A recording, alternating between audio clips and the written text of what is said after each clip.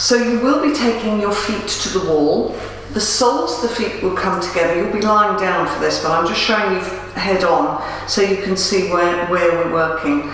We're going to see, can we press all those toes in this way when we're working to the wall and have the rest of the foot together. So I'm just going to show at the wall so that you can see what I'm talking about here. Those who need to have something behind the head, by all means take a blanket or a foam pad for under your head. So I'm flaring the toes to the wall. You might have to look around your room to find a place to work like this. You can work to a door, but make sure that nobody's going to come in. So we're working like that with the toes to the wall. Okay, let's do that together. Now, if you need to turn the video off so you can find yourself somewhere to work to that's appropriate, then switch the video off, find a place, and then come back into the action. So I'm just moving my mat a little closer to the wall so that my feet are relatively comfortable. Now you have to press the whole of the toes, including the little toe, to the wall, wriggle the feet in together. Sometimes the skirting board's not in a terribly convenient place, but do what you can. So you're bringing the balls of the feet together, the heels of the feet together, and the toes, as much as possible, are fanning out. And then you bring your bottom in towards your heels as much as you can, and then recline back onto the elbows and then onto the shoulders. You may find that that releases everything a little, so you may find that you need to wriggle in a little more once you're in the position. So once you're here, just observe. Observe what's happening in the back. See if you need to have something underneath your head. If you do, use something, it's fine. If the hips are particularly tight, I know some in this group have got quite a lot of tightness in the hips, you can roll up a couple of blankets or place a couple of cushions or foam pads underneath each thigh to just give yourself a little bit of support in this. So press the balls of the feet together and see, can you elongate? I'm not trying to get you to push your knees to the floor. I'm trying to get you to get the understanding of elongation from the inner groins to the inner knees. So that area moves out. And breathe. So keep the eyes open. Alright, and now bringing the knees in, roll to your right, and coming up. Good. So sitting up onto something, so it might be onto a couple of foam pads, it might be on a bolster. You're just going to perch onto a little bit of a height, and have your feet hip width apart. Now, if you've got a hairband, it's quite useful because you can put it around your toes. This one's a bit thin actually, and you can spread your toes out from that point. It has to be reasonably strong or it will break. If you have a belt,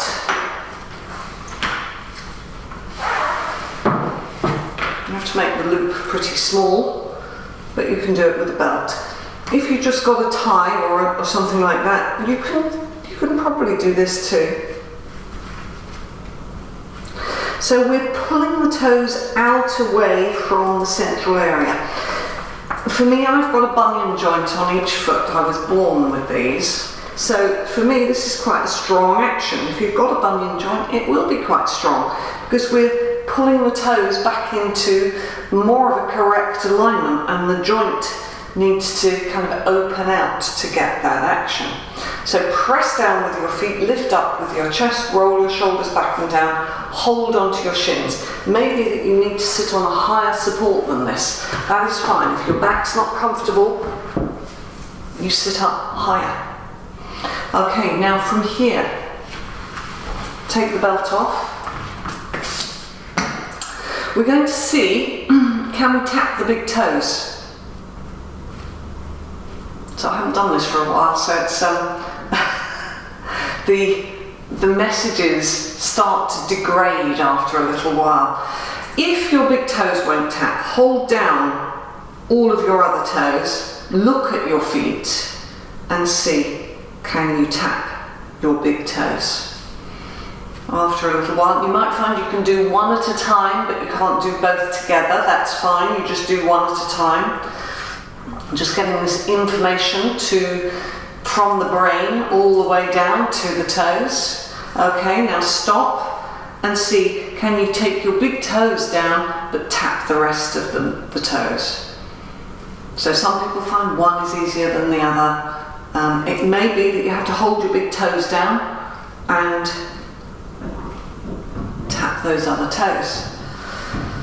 And you have to concentrate to start with, because these messages don't get through without new pathways being forged. Well, they're not necessarily new pathways.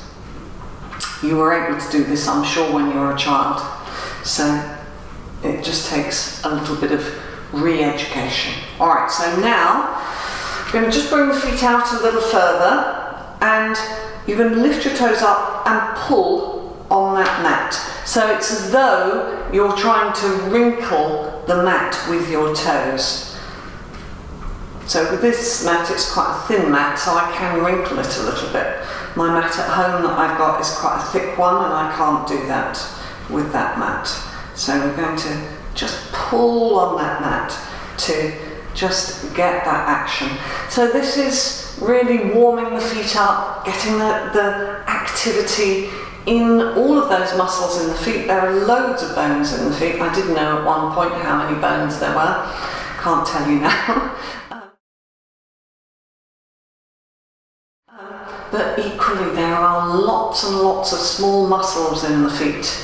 We tend to just ignore our feet. We would like them to work beautifully as well as to look perhaps beautiful. Alright, and releasing.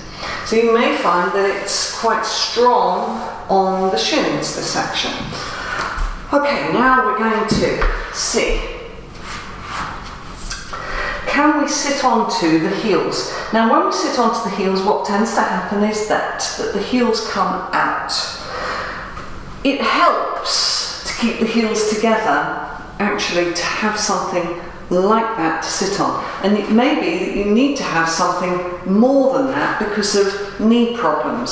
So if your quadriceps are a little bit tight or your knees are a little bit uncomfortable, it might be that you have to, in any case, sit onto a couple of foam pads just to get that action in the knees. So spread your toes out, bring your inner heels together, lift and lengthen, do this with me, lift and lengthen your shins and sit down on your heels. Now those of you who've got tightness in your feet, tightness in your ankles, this is going to be very uncomfortable for you. So you have to do it for as long as it's tolerable, and then you just ease off, lift yourself forwards and then come back into it again.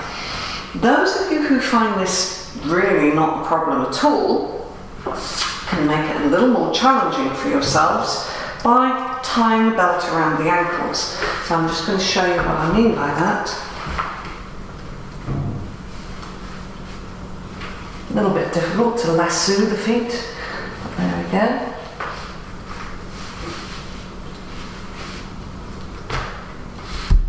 So that's going to really challenge me. It's going to challenge the inner edges of my feet, which are going to crush together quite strongly, but by spreading the toes out, that just gives me a little more access into this.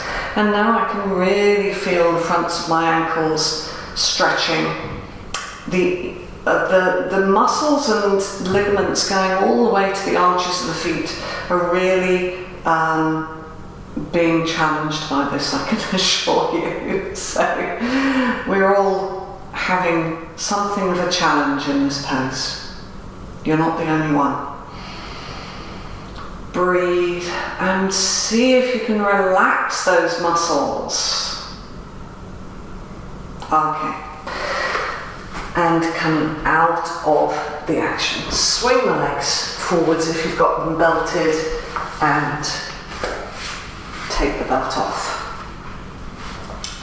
But do not get rid of your belt or your elastic band, because we are now coming into a standing position, Tadasana, and we're going to put that belt on, guess what, around the toes. So make a little loop in your belt and place it around your big toe. So I'm just going to show and then we'll do this together. Then you may need to bend your knees to get down to your feet. You're going to spread all of your toes away and pull those big toes away from one another. So you should feel some action going on in the big toes, in the feet.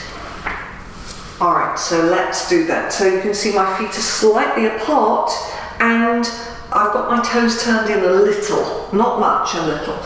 So put your belt on. If you don't have a belt, just see if you can spread your toes. If you haven't got something like a hairband or a tie that you can tie up this tight, a tie would be fine as long as it's reasonably soft and flexible. And then pull those little toes out away from the rest, so that you're really getting this breadth and broadness across the tops of the feet, but then also across the frontal sole of the foot. Now push down into the outer foot bones, lengthen down with your tailbone, roll your shoulders back and down. Draw the kneecaps up, so we're lifting the top of the kneecap into the thigh muscle, and we're using those thigh muscles to lift the kneecaps up. Take the weight right back into your heel bones. We're going to come into Parvatasana in this action. So interlock the fingers, right little finger on the outside. If you have difficulty coming into this pose because of shoulder difficulties, I know some people in the group do, then you can just grab hold of a foam pad or tea towel, something like that, to hold on to, because you're already using your belt around your feet. So interlock the fingers or hold on to your support and extend the arms up. Ribs back, navel back, weight back into the heel bones. Press down into those outer foot bones and see, with that pressing down into the outer foot bones, can you feel the inner ankles, inner arches lifting? Release the arms down, change the interlock of the fingers, really make a fist, turn the palms, roll the shoulders back and down. Keep your navel moving right back, inhale, extend up. So keep that lift and extension. Let the inner shoulders release down away from the ears. Bring the outer arms towards the inner arms towards the ears. Work again on your feet. Press down into the outer edges of the feet. Lift your inner ankles up and releasing the arms down. Okay, and bend down, take this belt off. Now see how your feet feel. Come back into a normal Tadasana, inner edges of the feet together. See how do your feet feel. Have you got a little more breadth and broadness across the soles of the foot? Roll the shoulders down, lift through the chest and breathe. So we're coming for Adho Mukha Svanasana with the heels to the wall. So we're going to take the heels to the skirting board if you've got one. If you haven't got a skirting board, you take your heels to the wall. Alright, we'll do it together. So start out on hands and knees. When you're on your hands and knees, your toes need to be, when your feet are flat, your toes need to be 1 inch or 2 away from the wall, 3 or 4 centimetres away from the wall. The hands come first of all underneath the shoulders and then they come further forwards than that, because you know that if your hands are under the shoulders, your stance will be too short. Middle finger pointing forwards, lift up, take your heels either to the top of the skirting board or to the wall. Lift your navel up towards your spine, press with the heels of the hands, and move your armpits towards your thighs. Now look at your legs. Lift your kneecaps up, draw the top of the kneecap into the thigh muscle, so really get that thigh-knee connection happening. Look at the knees. Make sure that you're cutting back on your outer calves evenly, so that the knees are both facing in the same direction. So look at your heels. Are your heels even? If they're not, then even them out. Sometimes the heel swings in on one side because of maybe a little distortion in the hips. Okay, so we're going to now come down, release down, bring your toes together, your heels apart, have the knees slightly wider than the pelvis, extend forwards, release the head down into Adho Mukha Virasana. If this is not comfortable for you because of knee problems, you place foam pads or supports between your bottom and your heels. If your head doesn't reach the floor, which it certainly won't if you've got a lot of support here behind you, then you will need to place foam pads underneath your head.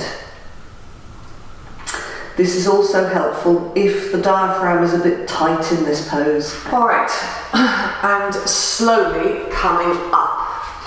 So we're coming into a Dandasana action, and you can see I'm sitting onto 2 foam pads. Now if you don't have foam pads, use something else. Folded blankets, towels, whatever you need, so that you're sitting up reasonably high. And we're going to use our belt again, or our hairband, or our tie, because we're going to put it again around the big toes. Now I'm going to take another couple of foam pads to put my hands onto, like that. So the heels slightly further away than the toes, and we're again pulling those toes out to the side there. So spreading the soles of the feet, spreading in those tendons at the fronts of the feet. Place the hands down onto your supports and lifting up and pulling. So you're going to be working like that while I'm discussing what we're going to do next. So I'm just going to show how we're going to work. First of all, I'll show it on this wall because it's easier to see it from the side. So I'm going to wriggle right in. I'm going to take my belt, bend the legs and put that belt around the toes. You bring your heels together and you scrape your heels up the wall. And then you see, can you pull your toes away from you? It's important that your belt is quite tight. So now I'm going to take the heels slightly apart as well as the toes. Sink the abdomen, take the arms over the back, and then pull on that belt. Alright, so let's do that together. To come into this, you get both sides of your bottom up the wall, you place your elbow to the centre of the mat, and then where that elbow is, you want to put your shoulder blade. So roll onto the shoulder blade and roll yourself up. Now if you're not close enough to the wall, wriggle in until you are. If that's uncomfortable on your back, then you need to move out from the wall. Don't be at this angle, this right angle, if your back and your hamstrings are not going to accommodate that just yet. Place your belt around your big toes, bend your knees, put your heels to the wall. Spread your toes, spread in the soles of the feet, push your fingers into the wall, and then scrape your heels up the wall, pulling your toes away from that belt all the time. So extend the legs up. So the backs of the legs now are up the wall. Now pull your heels away from one another slightly and pull your toes away from one another. So with the belt on there, that's causing some resistance, and you pull the other toes away from your big toes. Sink the abdomen towards the spine. Inhale, stretch your fingers up towards the ceiling. Breathe. And now extend the arms over the head. If you find that the backs of the palms, the backs of the wrists do not touch the floor easily and you haven't got your bolster there, don't worry, just put your hands back onto your ribs. Look at your feet, look at the fronts of your feet. See, can you stretch your heels up the wall? Some of you will be able to see at the very root of your front ankle, you'll be able to see a little dip. That's what we're trying to get when we're in our Tadasana. You'll see the two tendons going down from the shin bone into the foot, a little dip in between those two tendons. So we're trying to deepen that dip. All right, bring the arms back, bring the knees into the chest and roll carefully to your right side.